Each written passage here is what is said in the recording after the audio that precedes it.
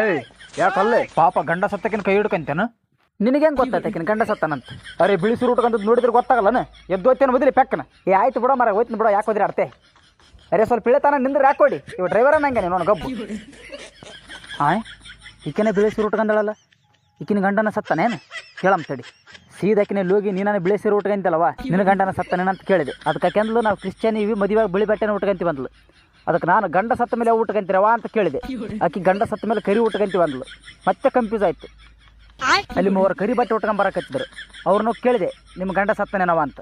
ಆಕಿನ ಗಂಡ ಎಲ್ಲಿದ್ದೇನೋ ಸೀದಾ ನನಗೆ ಒದೇಕ ಬಂದ. ಇಷ್ಟೆಲ್ಲ ಆದಮೇಲೆ ಗೊತ್ತಾಯಿತು ಇಲ್ಲಿ ಎಲ್ಲ ಮನುಷ್ಯ ಒಂದೇ ಅಲ್ಲ, ಅವ್ರದ್ದೇ ಆದ ಧರ್ಮ ಬೇರೆ ಬೇರೆ ಆದಂತ. ಅವ್ರವ್ರ ಧರ್ಮದ ಪ್ರಕಾರ ಅವ್ರು ಬಟ್ಟೆ ಉಟ್ಕೊಂತಿದ್ರು. ಇಷ್ಟಾದ್ರೂ ನನಗೆ ಇನ್ನೊಂದು ಕನ್ಫ್ಯೂಷನ್ ಏನಂದ್ರೆ, ಈ ಎಲ್ಲ ಮನುಷ್ಯರಿಗೆ ಬಟ್ಟೆ ಉಟ್ಕೋದ್ರಲ್ಲಿ ಧರ್ಮ ಅದೇನು ಧರ್ಮದ ಪ್ರಕಾರ ಬಟ್ಟೆ ಉಟ್ಕೊಂತಾರ ಅಂತ ಗೊತ್ತಾಗಲಿಲ್ಲ. ಇಷ್ಟೆಲ್ಲ ಆದ್ಮ್ಯಾಗ ನನಗೆ ರಿಮೋಟ್ ಸಿಗಬೇಕಾದ್ರೆ ನಾನು ಯಾವ ಧರ್ಮದ ಬಟ್ಟೆ ಉಟ್ಕಲ್ಲ ಅಂತ ಯೋಚನೆ ಮಾಡಿದೆ. ಆದ್ರೆ ನಾವು ಮನುಷ್ಯರಲ್ಲ, ಎಲಿಯನ್ಸ್. ನಮ್ಗೆ ಯಾವತ್ತು ಧರ್ಮನಿಲ್ಲ, ಹೇಳ್ಬೇಕಂದ್ರೆ ಬಟ್ಟೆನಿಲ್ಲ, ಧರ್ಮ ಇಲ್ಲಿಸ್ತಾರೆ.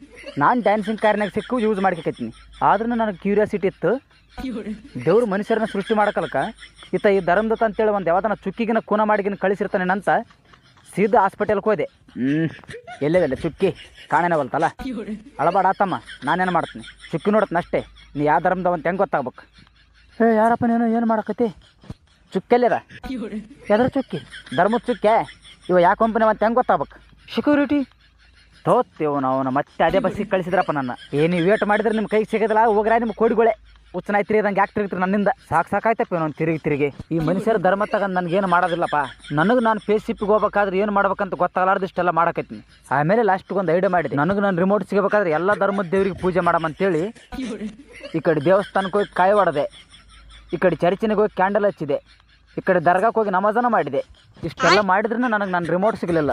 ಇನ್ನು ಯಾವ ದೇವ್ರಿಗೆ ಬೇಡಿಕೆ ಅಂದ್ರೆ ರಿಮೋಟ್ ಸಿಗುತ್ತಂತ ಅನ್ನಷ್ಟರಲ್ಲಿ ಹೇ ಪೀಕೆ, ದೇವ್ರು ಅಂತ ಯಾಕೆ ಕಲೆ ಬಿದ್ದೆ ನಿನ್ನ ಕೊಡಿ, ನಿನ್ನ ರಿಮೋಟ್ ಏನು ದೇವ್ರು ತಗೊಂಡ ಏನು? ನಿನ್ನ ರಿಮೋಟ್ ಸಿಗಬೇಕಾದ್ರೆ ಒಂದು ಸೊಲ್ಯೂಷನ್ ಕೊಡ್ತೀನಿ, ನಾ ಹೇಳ್ದಂಗೆ ಮಾಡು.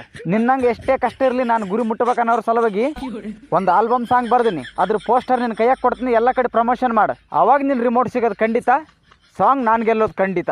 ಆತ ಹಿಂಗನ ಎಲ್ಲ ಕಡೆ ಪೋಸ್ಟರ್ ಅಂತಕ್ಕೆ ಚಾಲೂ ಮಾಡಿದೆ. ಅರ್ಥ ಆಗಿಲ್ಲ. ಯಾರೇ ಬರಲಿ ಏನೇ ಅನ್ನಲಿ ನಾನ್ ಗೆಲ್ಲೋದು ಖಂಡಿತ, ಊರೇ ಬರಲಿ ವೈರಿ ಬರಲಿ ನಾನ್ ಗೆಲ್ಲ